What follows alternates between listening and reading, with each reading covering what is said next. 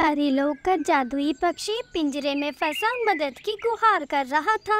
तभी पास से जा रही चिड़िया को पक्षी की आवाज आती है और चिड़िया पक्षी को आजाद कर देती है। तुम्हारा बहुत बहुत शुक्रिया नन्ही चिड़िया, मैं 3 दिन से यहाँ कैद था। आज तुम ना आती तो मैं तो भूख प्यास से मर ही जाता। तुम बताओ तुम क्या करती हो? मैं शहर की फैक्ट्री में काम करती हूँ, इसी से मेरी रोजी रोटी चलती है। मेरी तरफ से तुम्हारे लिए मदद का ये छोटा सा तोहफा, ये जादुई बैंगन के बीज है। इससे तुम खेती बाड़ी कर पाओगी और तुम्हें फैक्ट्री में भी काम नहीं करना पड़ेगा। ऐसा कहकर पक्षीराज उड़ जाता है और चिड़िया अपनी झोपड़ी के बाहर पड़ी जमीन पर वो बीज बो देती है। अगले दिन सुबह सवेरे जब चिड़िया अपना बगीचा देखती है तो वहाँ पर ढेर सारी सब्जियाँ उगी हुई थी। अरे वाह, ये तो कमाल हो गया, सिर्फ एक ही दिन में इतनी सारी सब्जियाँ उग गई। वाह रे राम जी तेरी लीला। अब मुझे रोज रोज शहर जाने की भी जरूरत नहीं होगी, मैं अपने ही जंगल में ये सब्जियाँ बेचा करूँगी। अब चिड़िया रानी कालू कौवे की दुकान के पास ही अपना ठेला लगा देती है। चिड़िया की सब्जी ताजी ताजी और हरी भरी होती है, इसलिए जंगल के पक्षी चिड़िया से ही सब्जी खरीदने लग जाते हैं। कुछ ही दिनों में चिड़िया की सब्जी पूरे जंगल में मशहूर हो जाती है। सुनते हो जी, पिछली बार की तरह उस कौवे से सब्जी मत उठा लाना,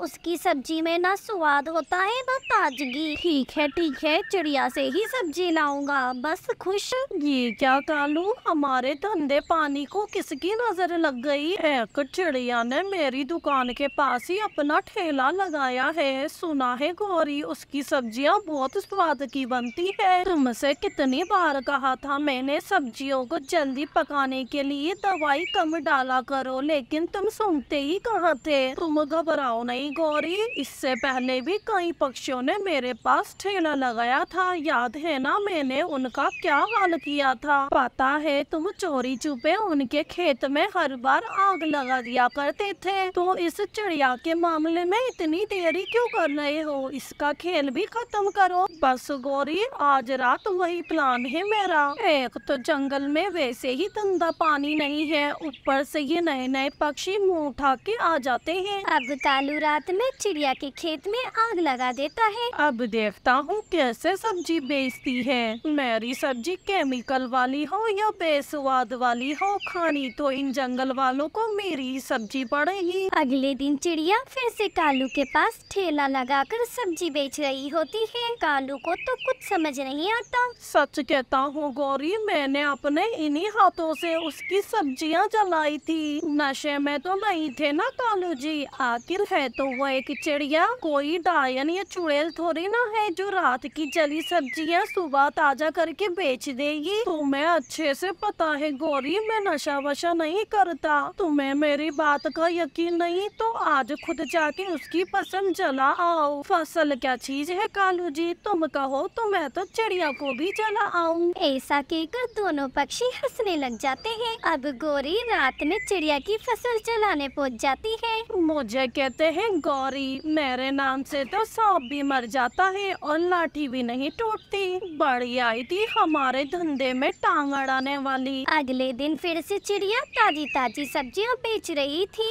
गौरी और कालू के तो तोते उड़ गए थे। अब बोलो पत्नी जी, नशा कौन करता है? उस दिन बड़ी काय काय कर रही थी, अब बोलती क्यों बंद हो गई तुम्हारी? कालू जी, कहीं ये चिड़िया सच में तो चुड़ैल नहीं है ना? गौरी मुझे डराओ नहीं, तुम्हें पता है मुझे भूत प्रेतों से कितना डर लगता है। डरने का नहीं कालू जी, कुछ करने का समय है, वरना चिड़िया हमारा धंधा खा जाएगी। एक काम करते हैं गौरी, हम दोनों साथ में चिड़िया की फसल को आग लगा देते हैं, फिर रात में वही रुख देखते हैं आखिर वो चिड़िया राख में से ताजा सब्जियां कैसे निकालती है। रात में फिर से कालू गौरी डरते डराते चिड़िया की फसल जलाकर झोपड़ी के ऊपर छिप जाते हैं। तभी वे देखते हैं अचानक से एक बैंगन हवा में आता है जिसकी बड़ी लंबी सी पूंछ होती है और वे अपने जादू से आग बुझाकर सब्जियों को वापस से हरा भरा कर देता है। गौरी,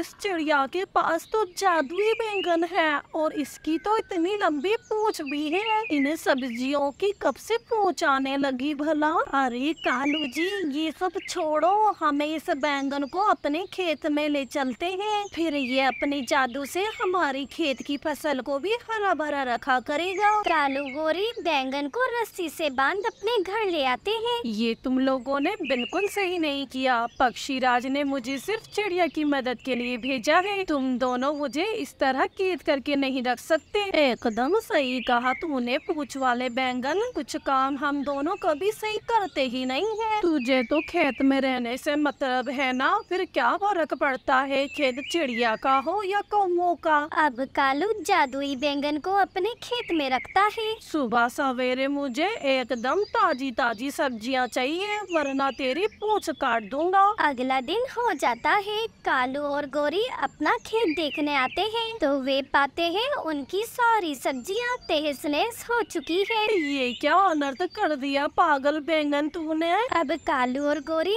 अपनी फसल देख फूट फूट के रोते हैं और जादुई बैंगन को दोनों पक्षियों पे तरस आ जाता है। अब ऐसे बच्चों की तरह रोना बंद करो तुम दोनों। मैं तुम्हें दूसरे जादुई बैंगन का बीज दे देता हूँ, लेकिन उससे पहले मेरी कुछ शर्तें तुम्हें माननी पड़ेगी। बोलो, हमसे जो बन सकेगा हम कर देंगे। पहले तो तुम्हें मुझे वापस चिड़िया के खेत में छोड़ना होगा, और दूसरा तुम कभी अपनी सब्जियों में केमिकल नहीं डालोगे। केमिकल नहीं डालेंगे तो फिर सब्जियां जल्दी जल्दी कैसे पकेगी, कैसे हरी भरी दिखेगी। तुमने चिड़िया की सब्जी देखी थी, उसने कभी केमिकल नहीं डाला। ठीक है, तुम्हारी सारी शर्तें मंजूर है हमें। फिर ये लो तुम्हारे बीज, इसे बो देना। और हाँ, अगर तुम मेरी पूंछ काटने की कोशिश करते तो आज मैं तुम्हारी नाक काट देता। लेकिन तुम दोनों भोले भाले पक्षी हो, बस तुम्हें सही रास्ते की जरूरत थी। अब कालू शर्त के मुताबिक बैंगन को वापस से चिड़िया के खेत में छोड़ देता है। अच्छे से रहना दोस्त, अपना ख्याल रखना।